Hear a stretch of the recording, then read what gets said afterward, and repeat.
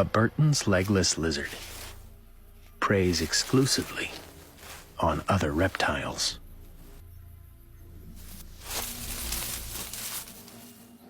Most run for their lives. Not the golden-tailed gecko. Being small and camouflaged gives him some protection, but not from the sun. He needs shade, and only the length of a credit card.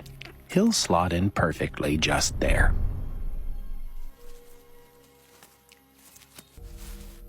Legless lizard's eyesight is attuned to the slightest movement.